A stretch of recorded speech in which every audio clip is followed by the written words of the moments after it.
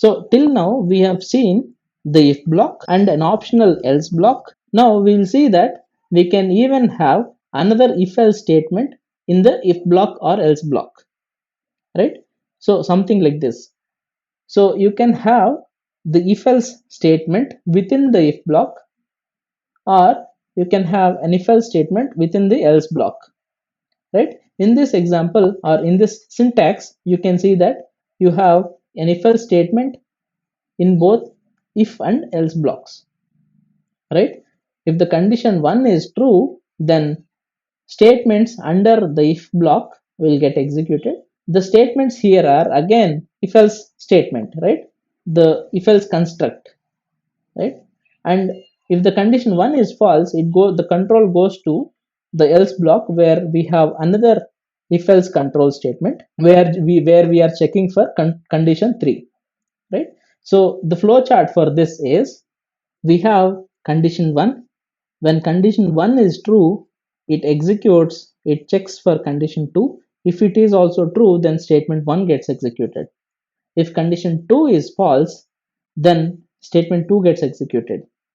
The left side of condition 1 is under if condition. If you compare this flowchart and the syntax on the left side, you can see that condition 2 along with statement 1 and statement 2 are under if block, and condition 3 along with statement 3 and statement 4 are in the else block, right? So if condition 1 is false, then condition 3 gets evaluated, and if condition 3 is true, then statement 3 gets executed, and if condition 3 is false, then statement 4 gets executed. So it should be observed that statement 1, statement 2, statement 3, statement 4 can be a single statement, or can be a sequence of statements, right? So for simplicity, I just had statement 1, statement 2, statement 3, statement 4, but these can be multiple statements also, right? So let's look at a simple program to understand how this nested if else works. Let's look at a simple program to find the largest among three integers using if else control statements. We have seen a similar program in one of the exercises of previous chapters, where we are asked to find the largest among three integers using conditional operators. We are doing the same program but using if else control statements. So in this program, we have declared three variables a, b, and c, and we have declared another variable which is the result variable called large. Initially it is initialized with 0. The final result of this program will be in this variable, right? And now we prompt the user to enter values of a, b, and c. Then we read those input variables and store these values in a, b, and c respectively. Now coming to the actual logic of this program, we have this condition in which we are comparing a and b. We have a relational operator greater than, where we are comparing whether we are checking whether a is greater than b or not. If a is greater than b, we execute the statements under if block, right? In the if block, we have another condition like a greater than c. We are checking whether a is greater than c or not, right? If a is greater than c, that means we have already seen that a is greater than b in this condition, and now if a is greater than c, then the larger one is a, right? So we assign the value of a to large.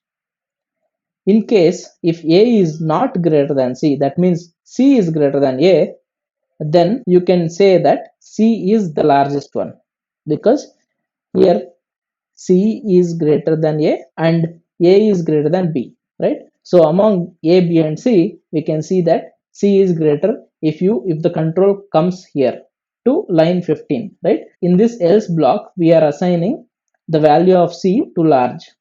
So all these statements get executed only when a is greater than b, right? If a is not greater than b, that means if this condition is false, then the control goes to the else block, which is in line 17, right?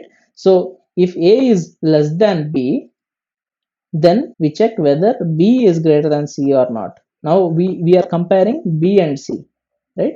So if B is greater than C, then it means B is greater than A and B is greater than C, which makes B as largest, right?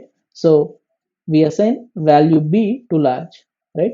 In case if B is not greater than C, that means B is less than C, then the largest will be C, because B is not greater than C, that means C is greater than B and B is greater than A. And then after executing either of these two blocks, the control goes to the next statement. Here we are printing the largest value of among these three values. Now let's see the output of this program. We compile this program and just run this program. Let's say we have 10, 40, 20, right? Here 40 is largest. Let's see what the program prints, right? You can see that largest among three values is 40. So this is how you can have nested if else control statements in your program, right?